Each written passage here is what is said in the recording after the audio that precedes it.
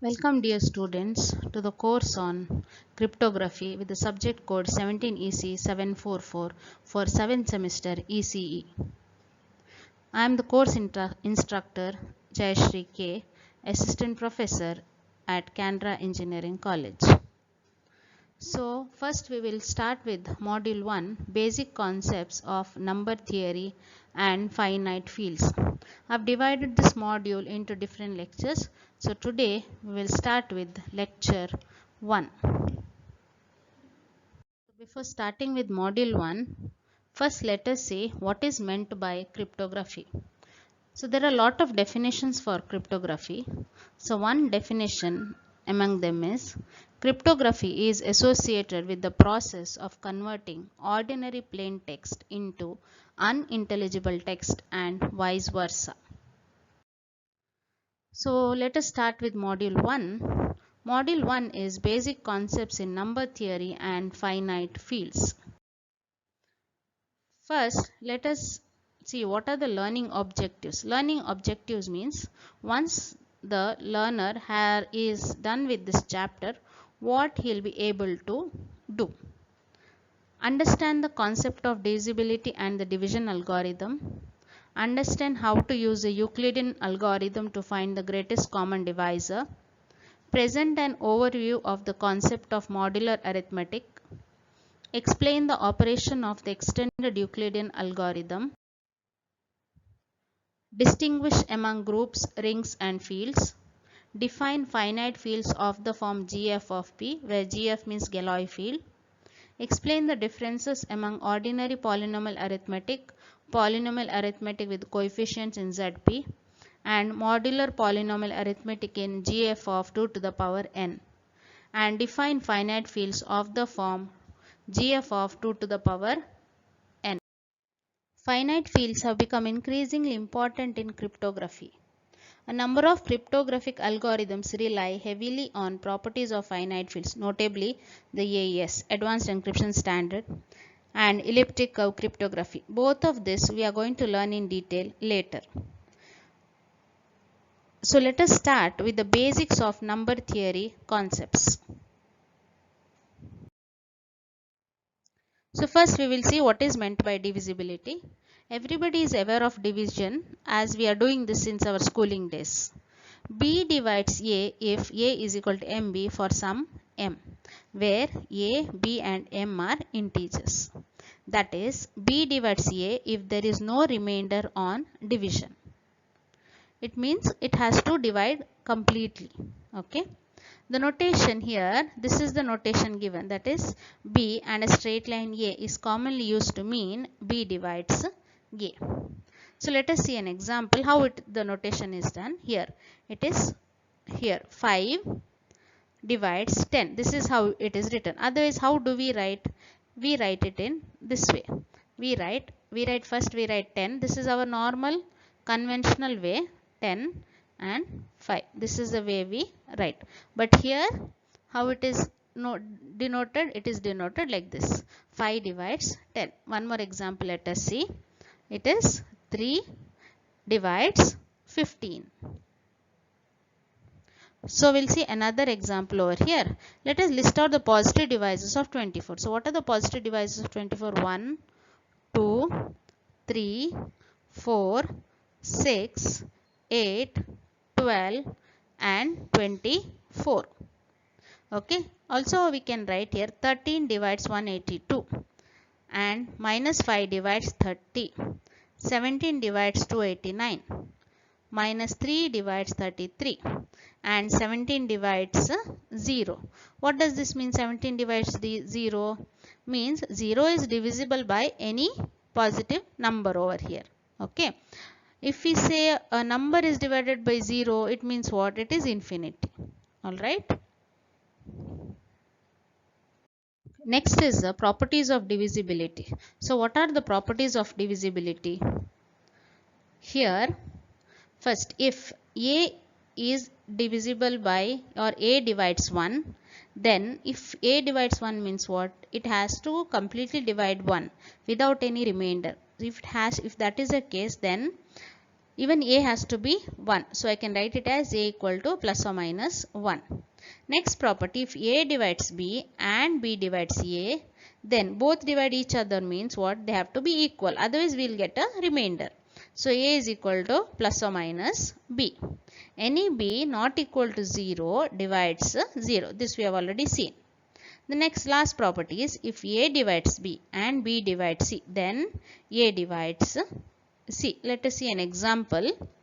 So here, if 11 divides 66 and 66 divides 198, then 11 also divides 198. This is as per this last property. We'll see one more example based on the last property. If 5 divides 25, okay, that is 5. Then if 25 divides 125, that we get it as 5, then as per the last property, that is a divides c, 5 divides 125 as well. So we get it as 25. Okay, now we'll come to the division algorithm. What is meant by division algorithm? Say if n is any positive integer and a any non-negative integer, if we divide a by n, then we get an integer quotient q and an remainder r that obey the following relationship. This is the relationship, that is, if a is divided by n, what is the quotient? We get the quotient as q, and what is the remainder? R.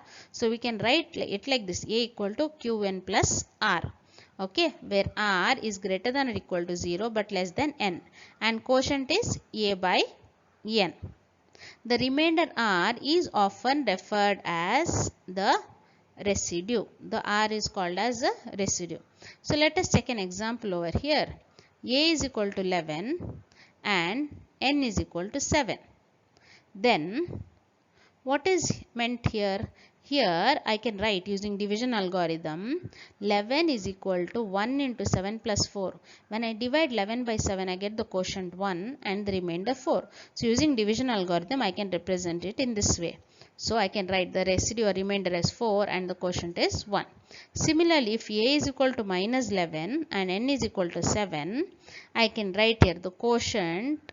Here I can write minus 2 into 7. Okay, what I get it as minus 14 plus 3 will give me minus 11.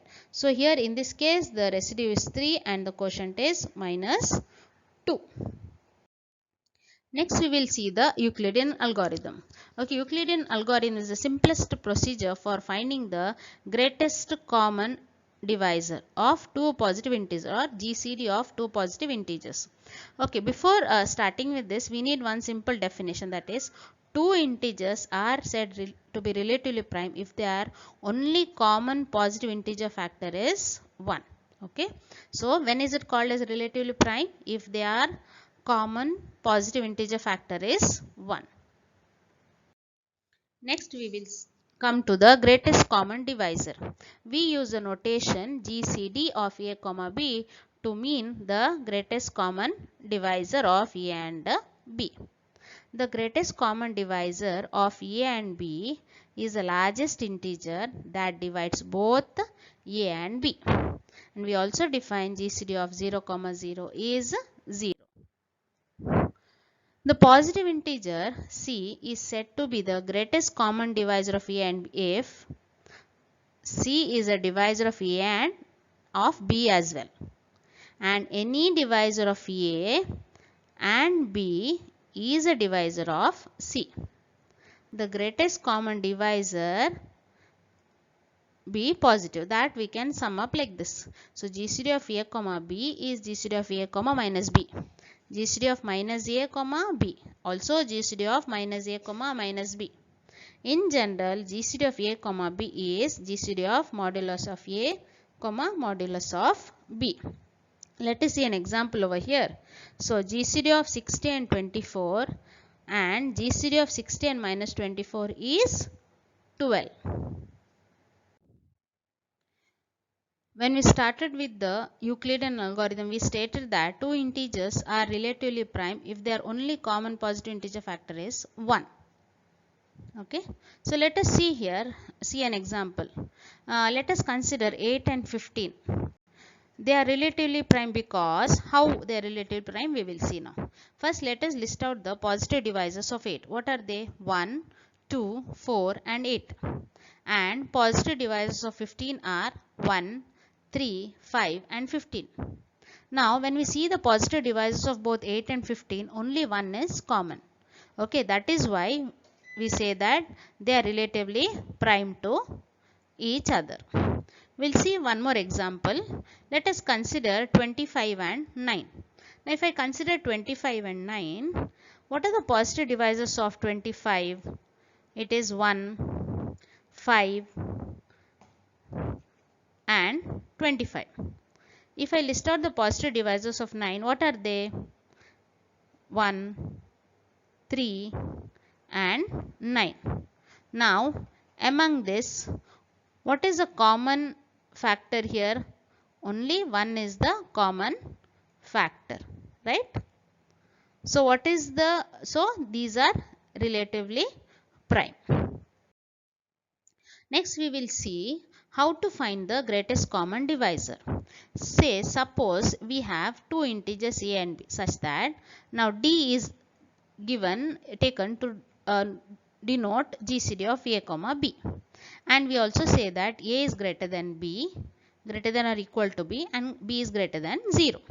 Now by dividing, first what you have to do, you have to divide a by b, and we have to apply the division algorithm. So as per division algorithm, when we divide a by b, we get the quotient as q1 and the remainder as r1. So we write it as a equal to q1b plus r1, where r1 is greater than or equal to 0 but less than b.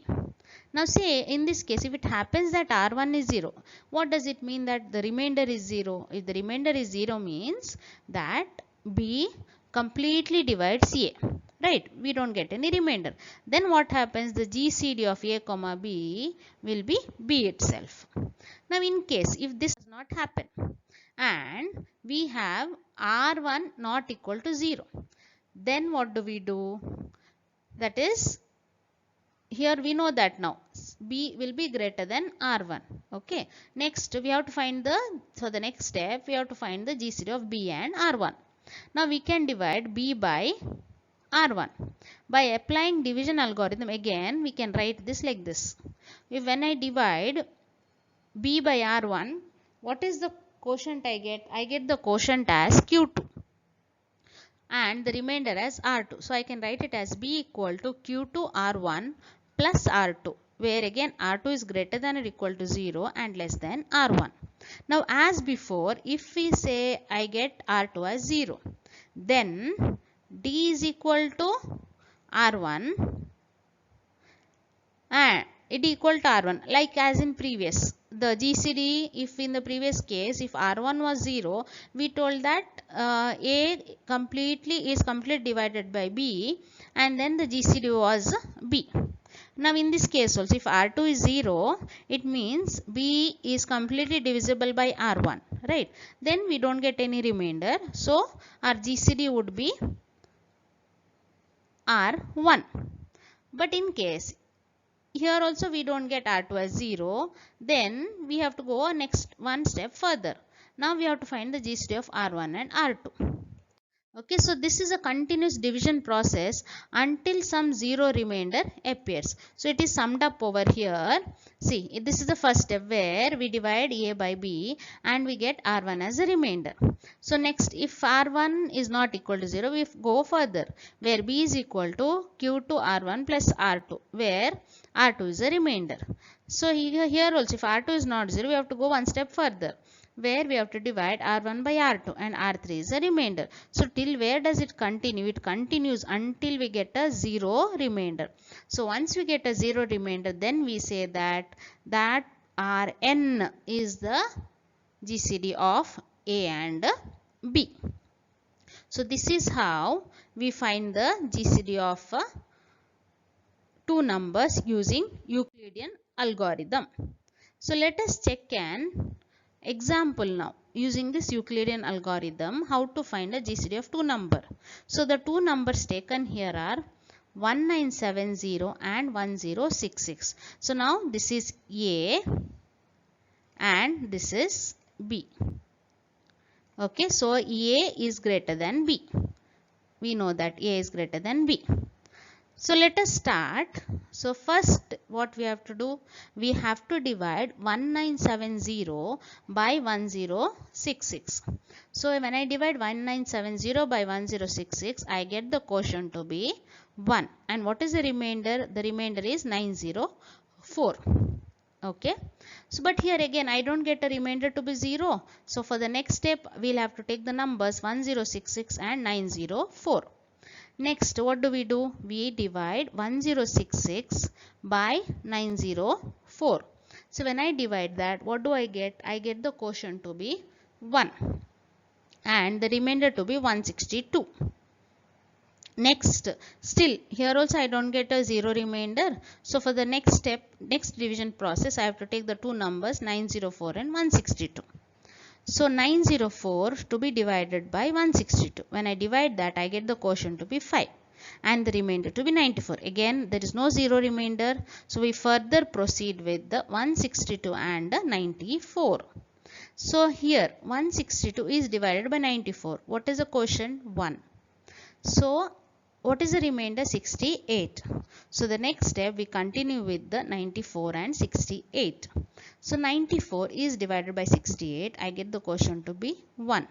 And what is the remainder? Remainder is 26. See, all this you apply the division algorithm and write. So for the next step what we have to do? We have to go further with 68 and 26. When I divide 68 by 26, I get the quotient to be 2 and the remainder to be 16. So for the next step I write GCD of 26 and 16. Now when I divide 26 by 16, I get the quotient to be 1. And what is the remainder? 10. Here also I don't get a 0 remainder. So then one step further I have to go with 16 and 10. So I have to divide 16 by 10. So what is the remainder quotient? I get it as 1. And what is the remainder? I get it as 6. So for the next step I go with the 10 and 6. So 10 I divide with 6. I get quotient as 1 and remainder as 4. For the next stage I take 6 and 4. So now 6 I divide by 4. What is the remainder? I get the remainder as 2. For the next step again I have to take 4 and 2. Now when I divide 4 by 2, what is the quotient? 2. But now see, in this particular step I don't get a remainder, I get a 0. So when I get a 0, I have to stop the process. So now what is the GCD? This remainder will be the GCD. So what is the GCD over here? GCD is equal to 2. Okay, this is the way we find the GCD of two numbers. It is a continuous process of division until we get a 0 remainder. Thank you dear students for listening to the lecture.